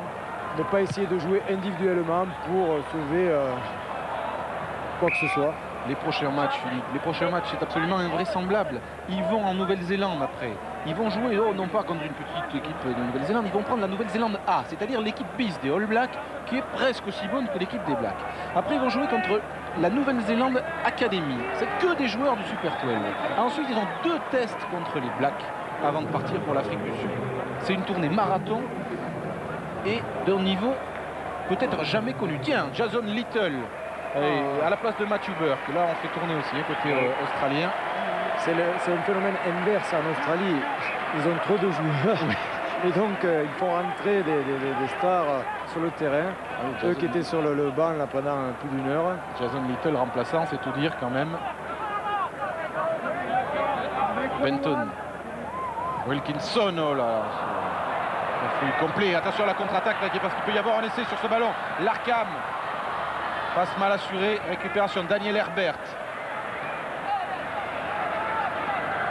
Herbert longtemps abonné lui au banc des remplaçants avant de se frayer enfin un chemin vers la place de titulaire dans cette équipe australienne. Ils ont su conserver le ballon. Gregan, Larkham, Gregan encore. Oula, il s'amuse. Roff. Joe Roff rentré dans les 22 de l'équipe d'Angleterre. Charge de Finnegan. L'équipe sur la pelouse, Gregan écarte, Larkham combine avec Tim Moran, bien pris par Paul Jones et Deep Rose, ballon toujours australien, David Wilson. Quelle séquence, quelle séance ils leur mettent aussi, Larkham. Le ballon est toujours favorable aux Australiens, toujours. Ils ont fait une séquence de jeu peut-être qui a duré 2 minutes. Avec les 3 quarts, avec les avants. Ça paraît très simple. C'est vrai aussi, il faut dire que le numéro 9 est très fort. Il fait un excellent match. Gregan. Un coup, il donne à l'extérieur. Un coup, une chistera intérieur. Et des intervalles se créent. Et comme la forme physique des Australiens qui sont seulement en début de saison, eh bien, est supérieure aux Anglais. Il y a une grosse différence donc à l'arrivée. Et là, ils sont affûtés par 3 mois de Super 12, des matchs de très haut niveau, alors que les Anglais sortent, comme l'a dit Philippe tout à l'heure, une longue saison de 15 mois. En fait, ils n'ont pas arrêté. Ils ont eu le championnat l'an dernier, la tournée des Lions, qui a été une tournée très dure aussi. Ici, Rod McQueen à droite, là, avec les lunettes, le nouvel entraîneur des Australiens. La tournée des Lions a été terrible. Ils ont joué 3 tests. Il y a eu 12 ou 14 matchs donc en Afrique Sud. Contre les très grosses provinces sud-africaines. Ils sont allés en Argentine pour la plupart aussi. Ils sont allés en Australie. Certains Anglais sortaient à peine des Lions, effectivement, sont allés perdre contre les Australiens à Sydney. Enfin bref, puis après le championnat, la Coupe d'Europe. C'était beaucoup le tournoi. Voilà, Joe Roff qui arrive à 3 mètres de la ligne. Gregan pour Oran. Repris par Deep Rose. Attention à Tim Oran qui s'approche de la ligne. Gregan, toujours ballon australien. Il va y avoir un essai sur cette action. On le sent venir. Essai de Benton. Son 2e de l'après-midi. Le 7e essai des Australiens. Il y a une grosse différence physique, bien sûr, bon, sur la forme physique, on l'a déjà dit, on ne va pas le répéter, mais aussi sur les impacts physiques. Les joueurs anglais, bon, sur la bascule, sont certainement pratiquement aussi lourds que les Australiens, mais ces joueurs australiens apparemment sont beaucoup plus toniques. Ils doivent travailler beaucoup en pliométrie. Sur chaque prise de balle, ils arrivent à impulser énormément, encore comme on le voit ici sur cet essai. C'était la constatation faite par les joueurs de l'équipe de France l'an passé après leur tournée et leurs 2 défaites en test en Australie. Quand collectivement, les Australiens n'arrivent pas à trouver les espaces et à contourner l'adversaire, eh c'est individuellement qu'ils prennent l'initiative afin d'amener toute l'équipe derrière. Vous croyez qu'il y aura un Australien pour dire good game aux Anglais là après? Will Carling ne joue plus, je ne sais pas si ils ont continué. Tiens, Larkham, Burke est sorti, hein, donc Larkham prend le relais, c'est un test pour lui aussi. Il a des talents de buteur, mais il les exprime assez rarement.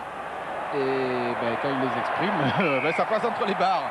Stephen Larkham, premier match titulaire à l'ouverture, il fait un match tremblant. Hein.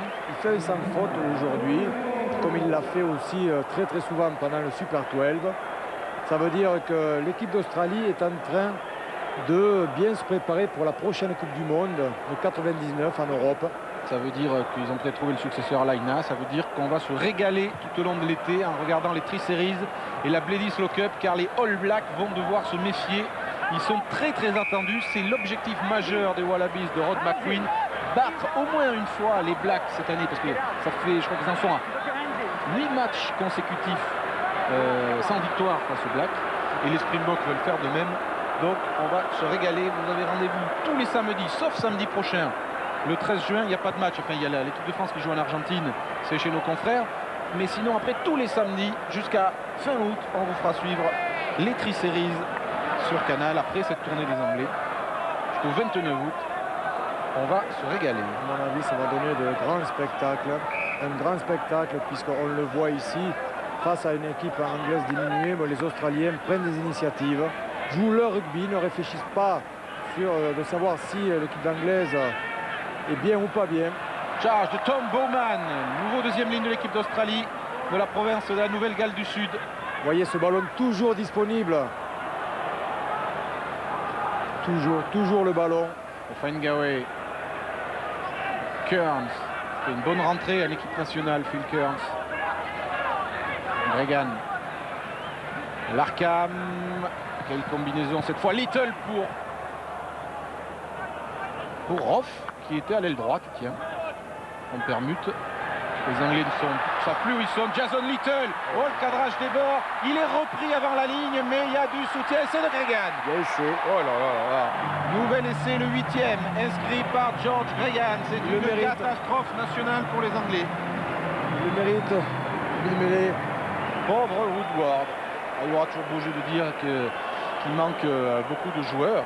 Et on le croit, et c'est vrai, hein, c'est terrible d'aller en tournée comme ça avec une équipe bis. Mais bon. Oui, mais il peut manquer beaucoup de joueurs, mais le score, est un score de basket face à une équipe de géants. Et penser que dans 15 jours, ils prennent les All Blacks. Jason Little joue très très bien. D'abord, individuellement, il essaie de crocheter le dernier défenseur, puis comme le ballon ne touche pas le sol, eh bien, il essaie de regarder où est le soutien. Il donne ce ballon après l'avoir gardé sur le poteau. Après l'avoir gardé, il a réussi à le donner donc à Gregan. C'est dire la disponibilité et des joueurs et du ballon en permanence. 59-0. Si vous êtes spécialiste des chiffres et des records, préparez-vous à noter le résultat final de ce match, car ce sera la plus grosse défaite jamais encaissée par les Anglais et la plus grosse victoire d'un 15 australien sur un 15 de la Rose dans un test match. Il va y avoir une révolution, c'est pas possible. Il n'a pas 36 000 solutions quand même, Woodward, puisque le banc des remplaçants n'est pas si riche que ça, en tout cas pas riche du tout en joueurs d'expérience. On a vu Ben Clark tout à l'heure, mais ensuite ce sont que des nouveaux. Attention au contre australien encore avec Larkham. Débordement de Ben Tune. Ben Tune intérieur, Tim O'Reilly qui laisse échapper le ballon, c'est pas grave, il y a Oran, il y a Larkham qui est là pour son 3e essai dans ce match. Quelle démonstration, et ils sont ravis, ils sont heureux d'humilier ainsi les vieux rivaux d'Angleterre. Il n'y a plus qu'une équipe sur le terrain. On le voit, même les Anglais, malgré que ce soit un test, un véritable match international, eh bien, ils ne se battent plus comme au début du match. C'est un petit peu dommage, puisque un match dure 80 minutes, 85 minutes avec les arrêts de jeu. Et donc, il faut se battre jusqu'au bout. Évidemment, si l'adversaire est plus fort, il faut accepter la défaite. Mais à mon avis, on n'a pas le droit de laisser tomber avant l'heure. Philippe, il y a un grand bonhomme du rugby australien, Mark Ella, qui a dit avant ce match, ce Australie-Angleterre, c'est une rigolade et une perte de temps. Ça n'a pas plu du tout à Woodward et à Huxley, et pourtant Mark Ella ne s'est pas trompé. Oh, c'est pas une perte de temps, ils se préparent remarquablement pour les tri-séries. Ensuite, ils ont 2 tests contre l'Écosse, les Australiens. Ça les enchante pas non plus. Les Écossais viennent de prendre 50 points au Fidji, mais oui, 50 points au Fidji. Transformation de Larkham. Je ne sais pas si je vais pouvoir compter jusqu'au bout. 9 Oui, 9 essais à 0, 66-0. J'ai bien fait d'écrire petit sur ils ma ont fiche. changé. Oui, Ils ont changé. les pauvres ils vont être affûtés pour le prochain match. 66 à 0. C'est du jamais vu. Jamais vu ça.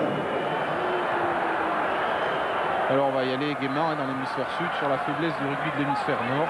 Et puis surtout, eh bien, on critiquera les Anglais d'avoir osé venir avec une équipe aussi tendre. Les Australiens menaçaient même de, parce qu'ils doivent jouer un test à Twickenham cet automne, de dire ben nous on fera pareil, on va venir à Twickenham sans Hills, sans Oran, sans Gregan, sans Wilson, et vous verrez si vous remplirez Twickenham. En tout cas, si vous voulez voir jouer les Australiens, je vous rappelle qu'ils seront en France aussi le 21 novembre au Stade de France.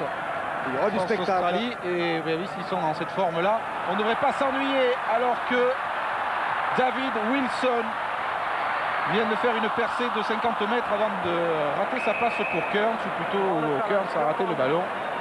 Les Australiens programment démentiel, Philippe, aussi cette saison. Et on parle, c'est important, je pense, de parler des cadences infernales du rugby professionnel, parce que ce n'est pas les joueurs qui choisissent. Les dirigeants australiens ont prévu 12 tests, c'est Crowley qui a fait la devant, 12 tests pour les Australiens cette saison. C'est énorme. C'est beaucoup trop à mon avis, puisque bon, c'est vrai que les joueurs doivent jouer avant tout. Mais il est important d'abord de se préparer, de jouer et aussi de récupérer. Il y a un cycle qui doit être respecté. À mon avis, il n'est pas trop en ce moment. C'est peut-être pour ça qu'il y a toutes ces blessures. Un petit peu aussi dans tous les pays. C'est vrai que c'est l'hécatombe du côté anglais. Mais les joueurs doivent récupérer aussi après toutes ces confrontations. Parce qu'ils ne jouent plus 20 minutes de jeu effectif par match, mais 35, voire même plus maintenant. Philippe, outre votre sérieux légendaire dans votre préparation, est-ce que vous auriez fait cette carrière de 17 ans à ce rythme-là? On ne pourra jamais savoir, mais 2, je ne pense pas, franchement. Jouer toutes les semaines, 10 mois sur 12, sans arrêt, tous les week-ends avec des matchs de haut niveau, c'est très très difficile. Et donc, on le voit dans l'hémisphère sud, tri-série, Super 12, le championnat des provinces dans chaque pays, ça fait beaucoup. Ils en sont même venus à ne faire que des matchs allés dans le championnat des provinces pour éviter qu'il y ait trop de matchs. Et malgré tout, c'est énorme. À mon avis, avec 8 matchs internationaux par saison, ça va être suffisant. Peut-être revoir les tournées aussi, ne plus faire ces longues tournées avec beaucoup de matchs, peu de tests. Peut-être faire beaucoup plus de matchs avec des stades pleins, donc des test matchs, des véritables tests, et puis amener, c'est vrai, tous les effectifs disponibles, mais se déplacer avec des véritables équipes nationales. Bon, ils n'ont pas terminé les Australiens avec Joe Roff. Larkham rate le ballon, mais Wilson est là pour le récupérer. On se passe le ballon joliment vite. Ça assure techniquement Finnegan. Finnegan maintenant, les avants sont au relais. Il reste encore 2 minutes dans le temps réglementaire, quelques arrêts de jeu vraisemblablement. Et le tableau d'affichage est accablant pour l'équipe d'Angleterre. Larkham au Faingawe. Il n'y a plus de plaquage, il n'y a plus de défense, il n'y a plus d'organisation du côté anglais. Et donc c'est un petit peu la débandade. Larkham. Roff. Et un essai de Timo Rancourt. Encore lui. Eh bien, total rond, Philippe. 10 essais pour les Australiens.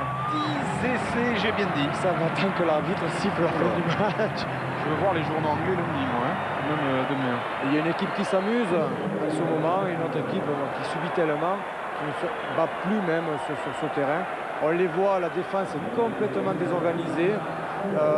Les joueurs ne montent pas vraiment en ligne ensemble. Il y a une défense individuelle. Offensivement, c'est la même chose. Il y a beaucoup de prises d'initiative individuelles sans soutien. Donc le rugby, à un moment donné, perd de ses valeurs, perd de ses bases. Et donc, il n'y a pas de secret, perd aussi du succès.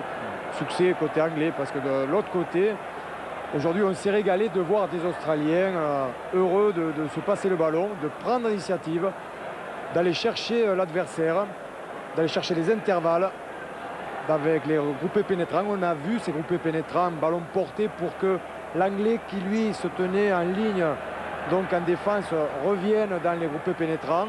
Ensuite, on a vu les Australiens se passer le ballon au près, au milieu du terrain, puis au large, et ça a donné un beau spectacle, à sens unique, mais un beau spectacle. Oh, mais je me souviens, il y a 2-3 ans, on avait diffusé en Australie-Samoa, où les Australiens avaient atomisé les Samoans 77-3, je crois. On s'était régalé aussi.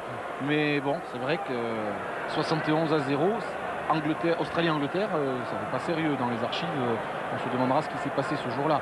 Philippe, moralement, pour les Anglais, qui vont se voir des fax avec peut-être les articles des journaux anglais tout au long de la semaine, ça va être terrible avant d'aller en Nouvelle-Zélande. Vous n'avez pas un peu de peine pour votre copain Vitrose? Et pour les Saracens, plus que pour les Anglais. Oui, j'espère. Oui.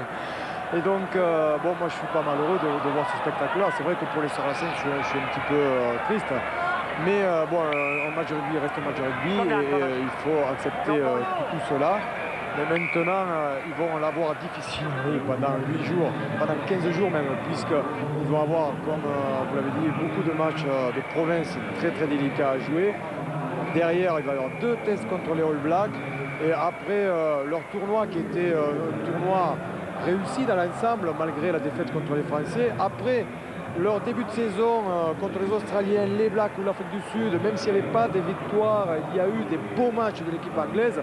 Mais aujourd'hui, tout est remis en question à cause de ces saisons longues, à cause peut-être d'une démission aussi. Et donc, je suis un petit peu triste pour eux. Et c'est vrai qu'ils vont recevoir des fax peut-être d'articles justifiés, disant que eh bien, les titulaires, pour une fois, n'avaient peut-être pas raison, et ceux qui étaient restés à la maison eh bien, auront de fortes chances de jouer le début de saison prochaine. Oui, je pense qu'ils sont peut-être pas épargnés pour autant par les critiques. Et ils ne doivent pas forcément se sentir fiers et glorieux d'avoir ainsi laissé tomber l'équipe nationale, qui réagit quand même par éclair comme ça, avec Dominic Chapman, le numéro 17, rentré tout à l'heure, Benton, Wilkinson. Wilkinson pris par Roth, soutien de Benton, pour essayer peut-être de marquer cet essai qui éviterait ce 0 humiliant. Archer. Il y a 2 vitesses de rugby, en gros, on le voit, les ballons ont du mal à sortir côté anglais. Et donc la défense est toujours très organisée. Perry Ravenscroft perd le ballon à l'impact sur le plaquage australien. Qui est hors jeu. Là, Tony Liprose, il va pas choisir la pénalité parce qu'il y a une bronca dans le stade. Il va jouer à la main, évidemment. Archer. Et voilà. Précipitation dont parlait Philippe. Et le contre australien, parce que là, ils vont pas s'en priver. Finnegan, Oran, intérieur, Ben Tune en train de déborder Wilkinson, il est parti Tune, et on ne l'arrête pas. Un sprint vers l'embut pour un dernier essai australien. 11 essais, peut-être un petit clin d'œil à la Coupe du Monde de foot. 11 essais australiens. Eh bien, belle rouste. 76 à 0. Oui, j'ai bien compris. Hat-trick aussi pour Bentune comme pour l'Arkham. C'est vrai que les Australiens ont bien joué tout au long du match. C'est vrai qu'ils ont pris des initiatives. Bon, le score est dingue aussi. Mais ils ont marqué beaucoup d'essais de plus de 50 mètres, de plus de 70 mètres. Parce que, tout simplement, les Anglais ont perdu des ballons. Les Anglais ont eu des ballons, en deuxième mi-temps notamment. Ils ont pris 3 essais, voire 4 essais sur des comptes uniquement. Vous voyez, donc d'un côté la maîtrise, de l'autre côté beaucoup de précipitations, et donc une rouste 76 à 0. Mais, la transformation, ils ont eu la gentillesse de rater la dernière transformation. 76-0. C'est le score final de ce match. Philippe, merci beaucoup. Vous serez avec nous pour toute cette tournée des Anglais dans l'hémisphère sud. Les prochains rendez-vous de rugby, bon, il y a la finale de la Coupe de France chez nos confrères de France 2 tout à l'heure à 17h.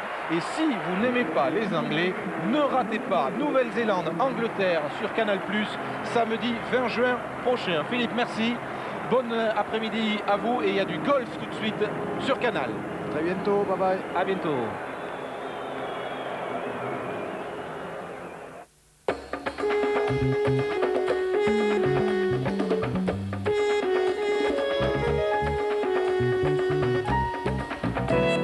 GMF, partenaire et assureur du rugby.